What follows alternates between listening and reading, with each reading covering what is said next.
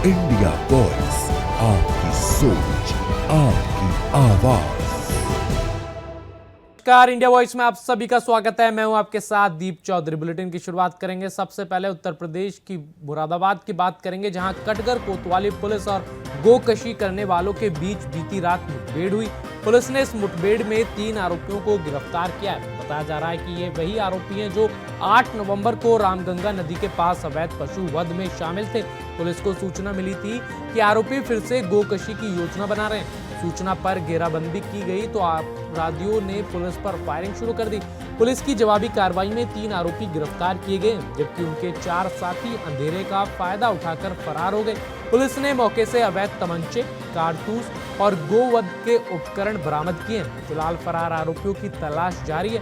Police पूरे मामले की जांच में जुटी और आरोपियों से पूछताछ की जा रही है।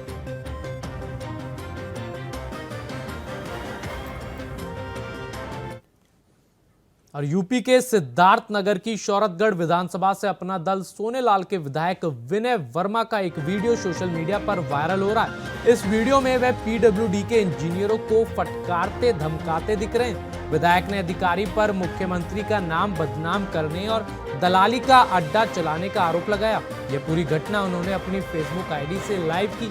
बता दें कि विधायक विनय वर्मा शहर के पीडब्ल्यूडी गेस्ट हाउस पर पहुंचे थे। वहां एक कमरे में पीडब्ल्यूडी के 2 इंजीनियर और ठेकेदार बैठे थे। इनमें कुछ ऐसे ठेकेदार भी थे जिन्हें ब्लैक लिस्टेड कर दिया गया। विधायक विनय वर्मा इंजीनियरों पर भड़क गए। उन्होंने कहा कि विधायक की सुनते नहीं हो और यहाँ बैठकर इनके साथ दलाली कर रहे हो। जनता परेशान है और काम नहीं कर रहे हो।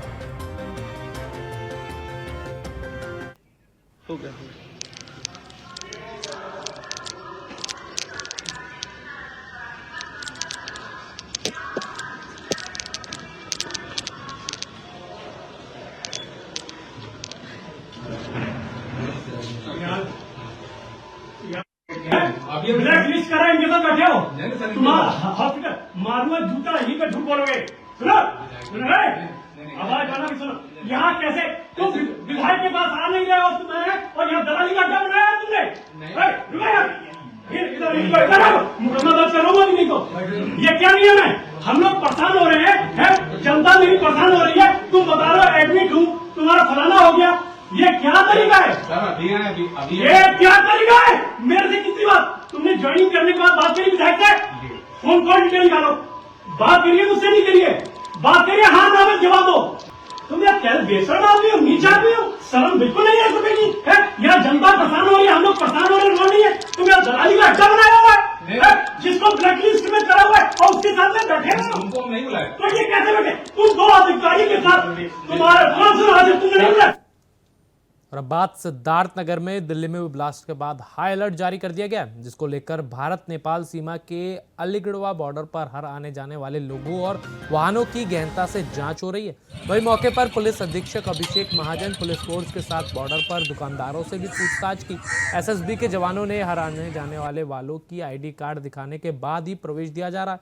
भारत नेपाल सीमा की 68 किलोमीटर की खुली सीमा होने के कारण सुरक्षा एजेंसियों बॉर्डर पर अलर्ट है।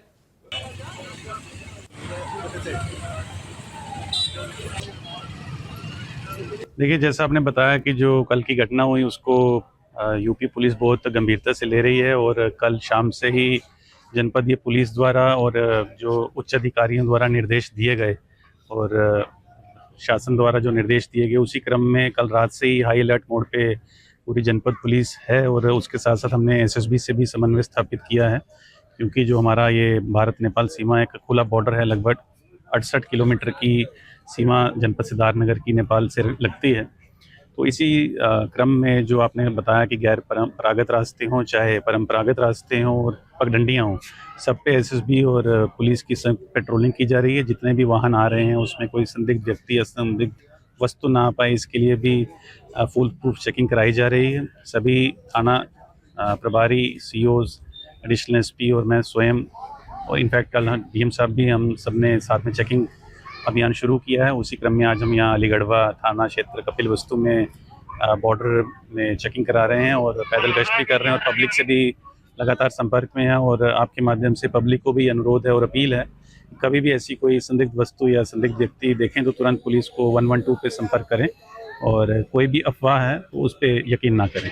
बॉर्डर सील को लेकर कोई अपडेट है क्या कि बॉर्डर सील होने के लिए? नहीं, ऐसा कुछ नहीं है। जैसा मैंने बताया, सतर्कता है, हाई अलर्ट पे हमने बॉर्डर को और जनपदी पुलिस को रखा, और जितने भी पब्लिक प्लेसेस हैं, चाहे बस स्टैंड हो, रेलवे स्टेशन हो, मंदिर मस्जिद हो, और जो भी साप्ताहिक बाजार लगते हैं उन सब पे चेकिंग कराई जा रही है।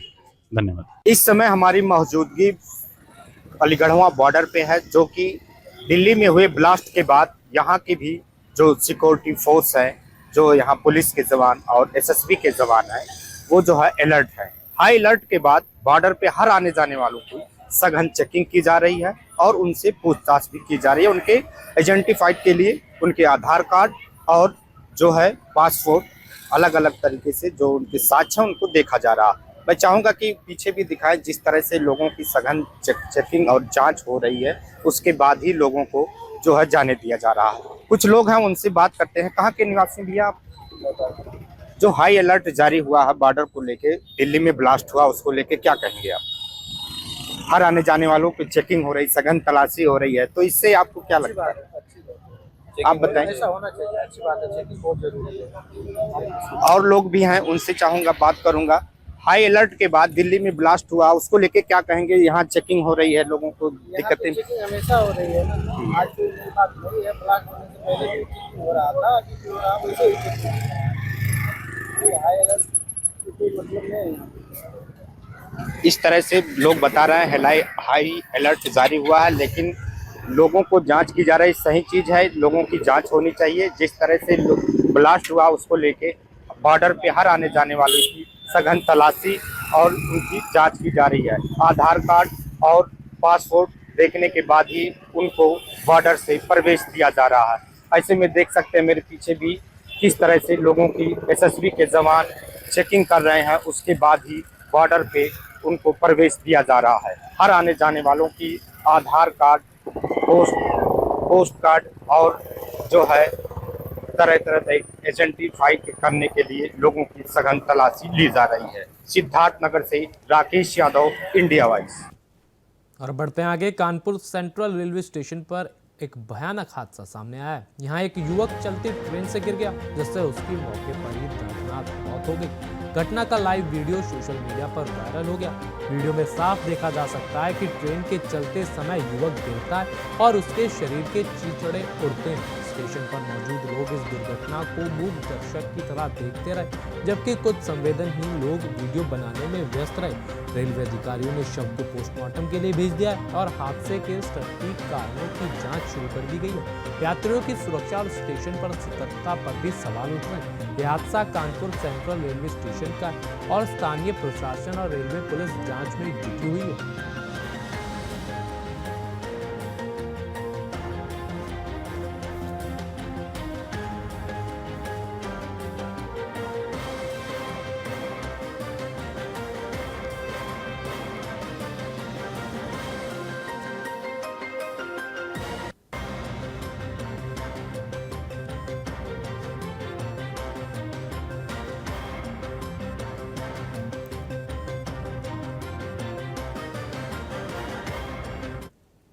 और अब खबर मथुरा से, जहां संत प्रेमानंद महाराज की पद यात्रा स्थगित कर दी गई है। इस दौरान सुबह तड़के श्रद्धालु सड़क पर इंतजार करते रहे, लेकिन प्रेमानंद महाराज यात्रा पर नहीं आए। आपको बता दें कि सुरक्षा के मद्देनजर प्रेमानंद महाराज ने यह फैसला लिया। फिलहाल दिल्ली में हुए धमाके की वजह से पूरे प्रदेश में हाई अलर्ट घोषित है। ऐसे में प्रेमानंद जी महाराज की यात्रा में काफी भीड़ हो जाती है। जहां प्रेमानंद जी महाराज की पद यात्रा में लाखों की संख्या में दर्शन हेतु भक्तों की भीड़ उमड़ती है।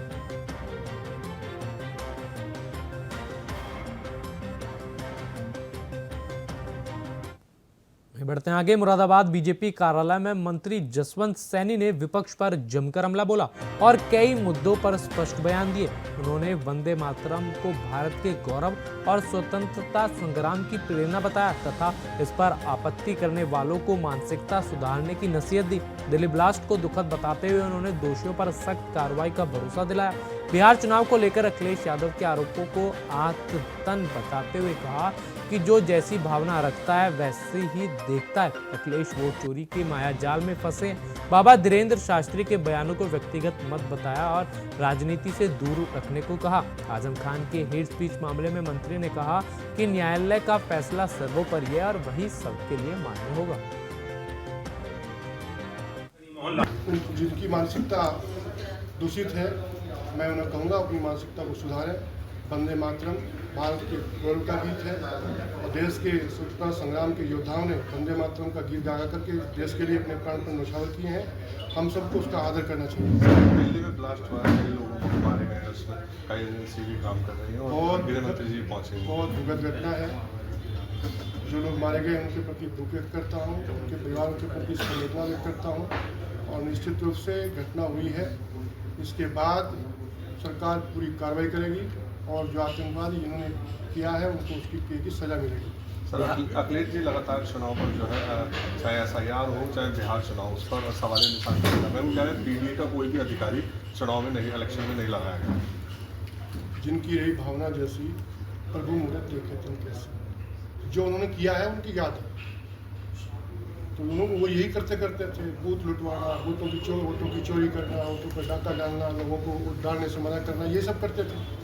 यही सब आज भी उन्हें दिखाई दे रहा है। भारतीय जनता पार्टी की सरकार और केंद्र के अंदर चुनाव आयोग बहुत निष्पक्षता के साथ चुनाव करवा रहा है, बहुत निष्पक्षता के साथ चुनाव हो रहा है। सत्ता उनके हाथ से जाती दिखाई दे रही है।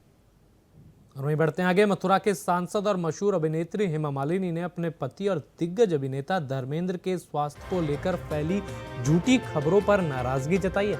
हेमा मालिनी ने एक्स पर ट्वीट करते हुए कहा कि धर्मेंद्र अब ठीक है और उनका इलाज असर दिखा रहा है। उन्होंने अपील की कि वे सोशल मीडिया और कुछ मीडिया चैनल बिना पुष्टि के अफवाहें न फैलाएं।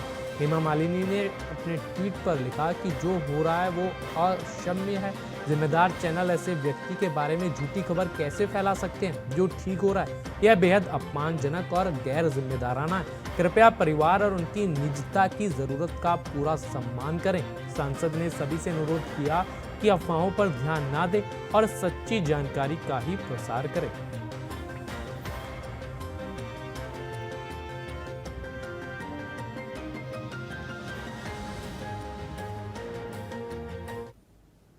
और अब बात मुरादाबाद की, जहां भाजपा MLC जयपाल सिंह व्यस्त ने कहा कि अब मदरसों में भी वंदे मातरम गूंजेगा। पंचायत भवन में आयोजित कार्यक्रम में उन्होंने बताया कि सरकार ने सभी शिक्षण संस्थानों को वंदे मातरम और राष्ट्रीय गीत गाने का निर्देश दिया है, जो मान्यता प्राप्त मदरसों पर भी लागू होगा। MLC ने कहा कि इस निर्णय का उद्देश्य राष्ट्र भावना को मजबूत करना और विद्यार्थियों में देशभक्ति की भावना को बढ़ावा देना है। उन्होंने स्पष्ट किया कि सरकार का आदेश स्पष्ट है और जो संस्था इसका पालन नहीं करेगी उसकी जिम्मेदारी स्वयं की होगी। मदरसा शिक्षकों और प्रबंधन से उन्होंने इस आदेश का स्वागत करने की अपील की। जयपाल सिंह व्यस्त ने कहा कि वंदे मातरम केवल गीत नहीं बल्कि भारत की एकता और गौरव का प्रतीक है।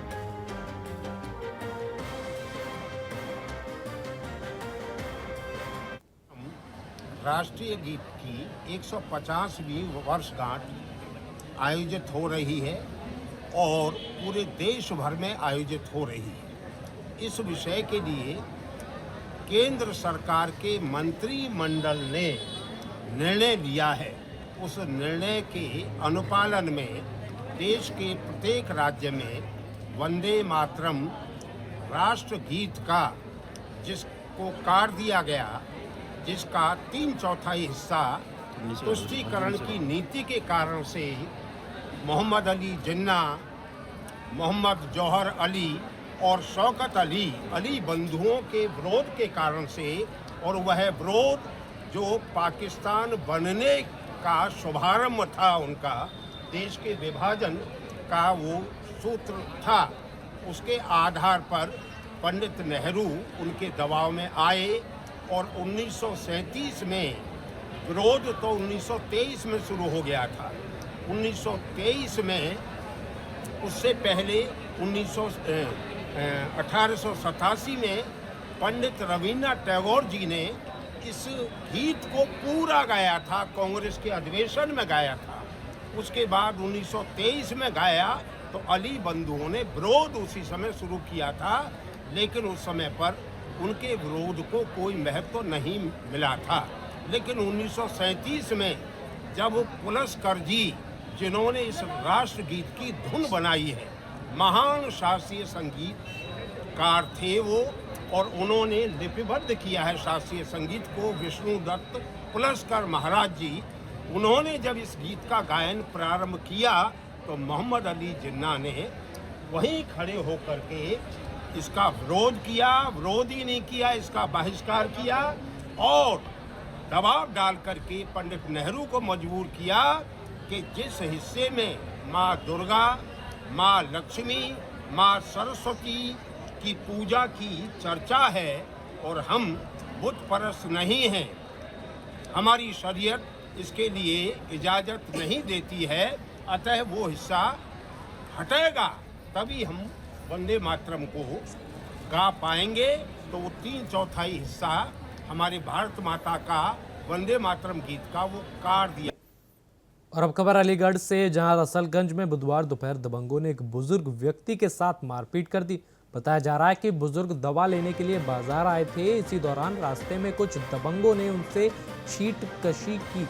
विरोध करने पर उन्होंने बुजुर्ग को धक्का देकर पीट दिया। घटना के बाद मौके पर अफरा तफरी मच गई और स्थानीय लोगों की भारी भीड़ जमा हो गई। सूचना मिलते ही इलाका पुलिस मौके पर पहुंची और हालात को नियंत्रित किया। पुलिस ने बुजुर्ग को अस्पताल भेजा और आरोपियों की तलाश शुरू कर दी। लोगों में घटना को लेकर आक्रोश है। पुलिस अधिकारियों ने आश्वासन दिया कि दोषियों के खिलाफ सख्त कार्रवाई की जाएगी।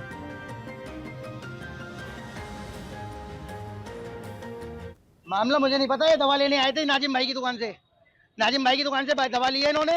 उसके बाद में इनसे पता ना गाड़ी टकराई है, क्या हुआ है। 25-30 लड़के थे, इनसे गाली गुप्ता की है। इतनी देर में मैं यहाँ पर आया हूँ तो इन पे हाथ छोड़ दिया। मैंने रोका तो वो एक लड़का उसमें जानकारी का था तो उसने कह दिया कीर्ति भैया आपसे कोई मतलब नहीं है। मैंने कहा मेरे बाप पे हाथ छोड़ा तो मुझसे मतलब ही नहीं है। मैंने कहा मैं नहीं छोड़ूंगा, आप जो होगा देखा जाएगा। ये लोग पता नहीं कहाँ के, यहीं के रहने वाले हैं, सराय लवरिया के, हकीम सराय लवरिया के रहने वाले हैं। ये मारपीट पिताजी के साथ हुई है, मेरे पिताजी पर हाथ छोड़ा है, मेरे पर। हाँ, पिताजी पर हाथ छोड़ा है। मारपीट करने का कारण ये हुआ कि 25-30 लड़के एक साथ शराब के नशे में थे, वो लड़के थे। और उन्होंने, मेरे पिताजी की उम्र 72 साल है। क्या कर रहे थे यहाँ पर? ये दवा लेने आए थे यहाँ पर नाजिम की दुकान पर। कहाँ पर आए थे? नाजिम की शॉप पर। कौन सी जगह की घटना है? ये नाजिम भाई की शॉप के सामने की बात है, रसलगंज मलकान सिंह हॉस्पिटल के पास। और अब खबर देवरिया से, जहां नरिया गांव के पास देर रात पुलिस और पशु तस्करों के बीच मुठभेड़ हो गई। पुलिस की जवाबी कार्रवाई में एक तस्कर के पैर में गोली लग गई, जिसे गिरफ्तार कर इलाज के लिए अस्पताल भेजा गया। मौके से पुलिस ने 11 गौवंशीय पशु, एक पिकअप वाहन, एक तमंचा और कारतूस बरामद किए। पुलिस के अनुसार घायल तस्कर पर पहले से गोवध, आर्म्स एक्ट और गैंगस्टर एक्ट के तहत कई मुकदमे दर्ज हैं। अन्य फरार साथियों की तलाश जारी है। पुलिस अधिकारियों ने बताया कि जिले में अवैध पशु तस्करी के खिलाफ अभियान लगातार जारी है और ऐसे अपराधियों के खिलाफ सख्त कार्रवाई की जाएगी।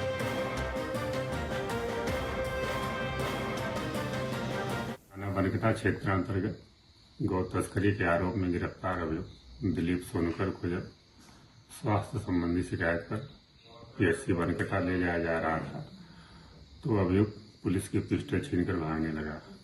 जब पुलिस टीम द्वारा घेराबंदी की गई तो अभियुक्त ने फायरिंग शुरू कर दी। पुलिस टीम द्वारा जवाबी फायरिंग में अभियुक्त के पैर में गोली लगी है। प्राथमिक उपचार हेतु उसे पीएचसी रवाना किया गया, जहां से उसे जिला अस्पताल रेफर किया गया है। अग्रिम विधिक कार्रवाई प्रचलित है। वहीं दिल्ली में हुए कार ब्लास्ट के बाद मेरठ में सुरक्षा एजेंसियां अलर्ट मोड पर हैं। जिले भर में सघन चेकिंग अभियान चलाया जा रहा है। एडीजी जोन, डीआईजी रेंज और एसएसपी मेरठ ने खुद मुख्य मार्गों पर जाकर सुरक्षा व्यवस्था का जायजा लिया।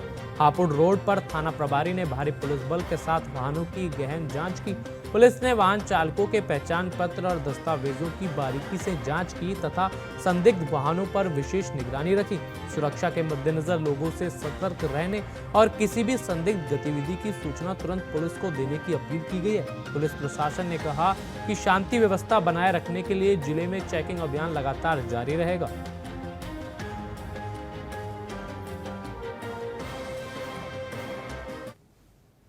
वहीं दिल्ली धमाके के बाद झांसी में भी वीरांगना लक्ष्मीबाई रेलवे स्टेशन पर सुरक्षा एजेंसियां पूरी तरह सतर्क हैं। मंगलवार को सघन चेकिंग अभियान के दौरान स्टेशन के प्रीमियम पार्किंग में खड़ी सफेद रंग की i20 कार ने सुरक्षा बलों का ध्यान खींचा। एसपी जीआरपी विपुल कुमार श्रीवास्तव के निर्देश पर जवानों ने तुरंत कार को घेर लिया और डॉग स्क्वाड व बम निरोधक दस्ते की मदद से करीब 10 मिनट तक उसकी तलाशी ली। मेटल डिटेक्टर और बारूद पहचान उपकरणों से जांच की तो कोई संदिग्ध वस्तु नहीं मिली। स्टेशन परिसर में 100 से अधिक जीआरपी, आरपीएफ और बम निरोधक दस्ते के जवान तैनात रहे।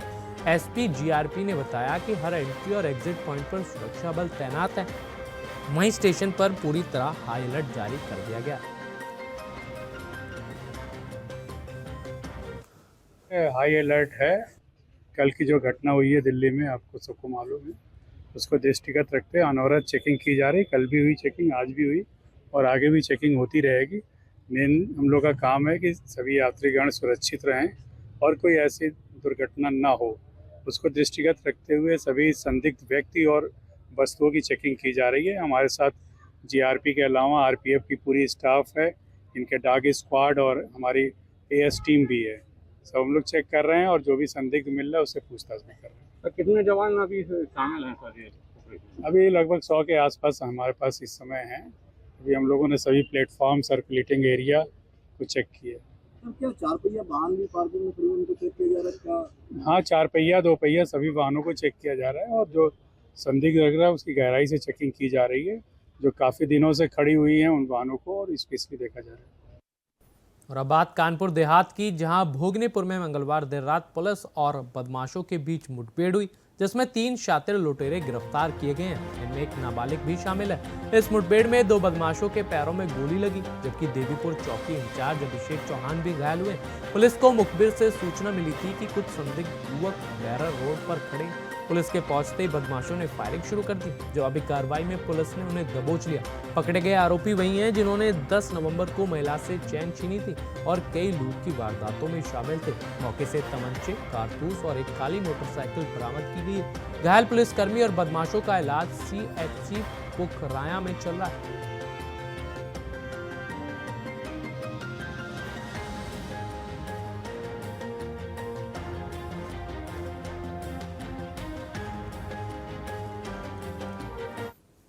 तो फिलहाल इस बुलेटिन में बस इतना ही। देश दुनिया की खबरों के लिए देखते रहे इंडिया वॉइस। नमस्कार।